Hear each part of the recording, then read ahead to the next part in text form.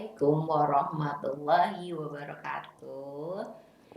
Halo teman-teman semuanya. Oke, ketemu lagi sama saya Miss Riri di pertemuan ke-10. Iya, di bahasa Inggris ini.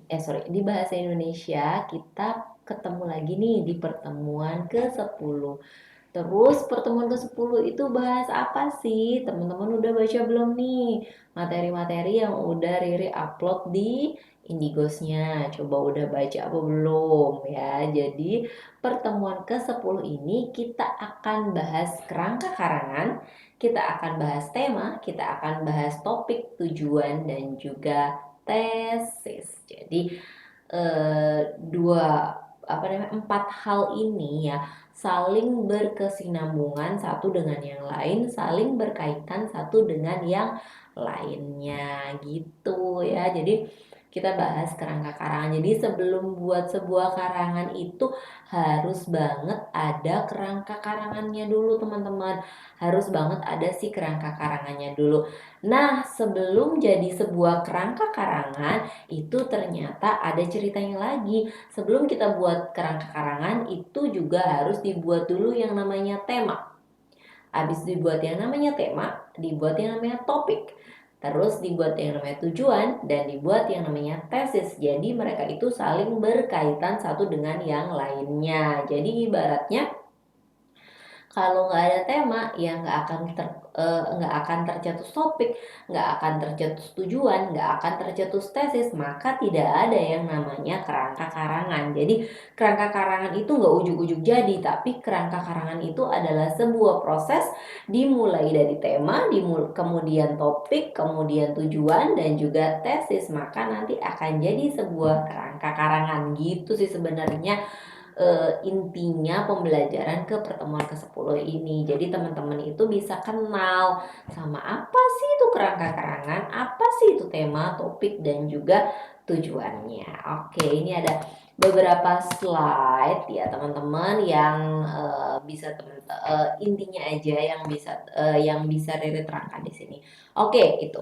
Kerangka karangan apa sih sebenarnya kerangka karangan gitu ya? Kalau dilihat dari pengertiannya, di sini ada rencana kerja ilmiah gitu ya, teratur untuk menyusun pokok bahasan ke dalam bab dan subbab dengan menampilkan acuan berupa sumber rujukan atau referensi yang digunakan. Jadi kalau kita mau bikin kerangka karangan, ibarat nih kita mau bikin sebuah tulisan, kita mau bikin sebuah artikel, yang artikelnya itu isinya 4 paragraf misalnya. Nah itu di si kerangka karangan ini yang dia itu tertulis dan menentukan. Oke, paragraf pertama kita misalnya ya menjelaskan definisi. Oke, misalnya kita mau bikin sebuah tulisan tentang kulkas. Yang pertama, kita akan menjelaskan definisi dari kulkas. Yang kedua, kita akan menjelaskan fungsi dari kulkas misalnya. Yang ketiga, kita akan menjelaskan tipe-tipe kulkas, macam-macam kulkas. Yang terakhir misalnya kita menjelaskan cara beli kulkas itu di mana. Misalnya, ini misalnya, ini hanya misalnya saja. Jadi gitu kerangka karangan itu dibuat per bab gitu ya, atau bukan per bab sih, per paragraf-paragraf gitu, supaya jadi sebenarnya si fungsi kerangka karangan itu sendiri karena dibuat sudah detail ya, jadi oke, jadi di paragraf 1 tuh cerita definisi, jadi nanti akhirnya tidak melebar-lebar gitu loh, dan per paragrafnya itu jadi padu, jadi rinci gitu ya. Udah ngomong definisi ya udah ngomongin definisi aja, ngomongin fungsi ya udah ngomongin fungsi, jadi tidak tercampur-campur. Itu sebenarnya fungsinya dari si kerangka karangan itu gitu. Oke, sebentar ya teman-teman ya. Ya. Nah, terus fungsi karangan itu kan fungsi karangan secara keseluruhan ya. Kalau berdasarkan buku yang teman-teman materi juga ya. Nah, fungsi karangan ini juga ada yang dibedakan berdasarkan si penulis dan juga si pembaca nih. Kalau buat si penulis itu kerangka karangan itu punya fungsi untuk menghemat waktunya si penulis gitu. Jadi lebih hemat waktu karena mungkin ceritanya akan jadi gak kepanjangan. Nah, kalau untuk apa namanya?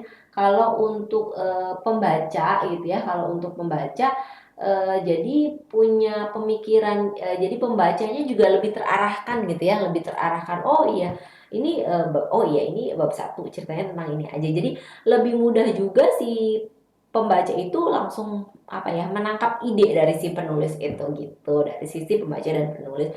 Nah, terus kerangka karangan ini teman-teman ternyata punya syarat ya. Jadi kerangka karangan itu punya syarat ya. Nah, syaratnya itu apa? Salah satu syaratnya itu harus ada data yang primer dan juga data yang sekunder. Jadi kita itu mau bikin tulisan tuh nggak boleh banget bikin tulisan yang asal-asalan, harus ada datanya gitu. Dari mana sih datanya itu? Nah, itu adalah sebuah syaratnya gitu ya. Dan syarat lainnya dari penyusunan kerangka karangan itu adalah di apa namanya, per paragrafnya itu harus udah jelas kayak tadi, definisi kulkas, fungsinya kulkas gitu kan, macam-macamnya, belinya di mana gitu. Jadi per paragraf itu harus sudah jelas gitu ya. Untuk apa namanya, untuk syarat. Nah, terus kita ke pola karangan gitu. Pola karangan itu maksudnya apa? Oke, pola karangan itu, ini Riri secara garis besar, pola karangan itu ada dua jenisnya, ada pola logis dan ada pola alamiah. Kalau alamiah itu bentuk kerangka karangannya itu kayak based on the nature gitu ya, tergantung sama apa namanya, yang alamiah gitu, misalnya tergantung waktunya, tergantung settingnya, yang emang benar-benar tidak ada sebuah apa ya, kayak tidak ada sebuah rekayasa gitu ya, nggak ada sebuah rekayasa ya, tergantung aja gitu loh sama sama alam yang ada gitu ya, sama alam yang ada, yang di alam benar-benar dari alam gitu, nggak ada rekayasa. Nah, tapi kalau pola logis, nah kalau pola logis ini sebenarnya menyatukan antara alam dan juga ada pemikiran-pemikiran, pastinya banyak pemikiran penulis gitu ya. Kayak penulis itu lebih banyak mengemukakan ide-idenya gitu ya. Penulis itu lebih banyak mengemukakan pemikirannya di situ gitu ya. Itu adalah yang pola logis gitu. Jadi kalau dalam sebuah kerangka karangan itu ada masalah gitu, pastinya kan ada masalah ya dari sebuah kerangka karangan itu. Nah, maka kalau pola logis itu lebih banyak melibatkan lebih banyak melibatkan gimana sih menyelesaikan masalah versi si penulisnya ini gitu. Itu sih. Nah, oke. Nah, ini adalah tema. Jadi sebelum kita buat kerangka karangan yang terpenting adalah kita harus menentukan tema. Jadi tema itu ya, pikiran utamanya dari apa yang mau kita tulis. Apa sih yang melatar belakangi kenapa kita pengen nulis gitu. Dan melalui tema ini si penulis itu menyampaikan amanahnya. Ya, itu tentang tema. Nah, terus kalau topik apa? Nah, topik itu masalah yang akan dibahas di tulisannya.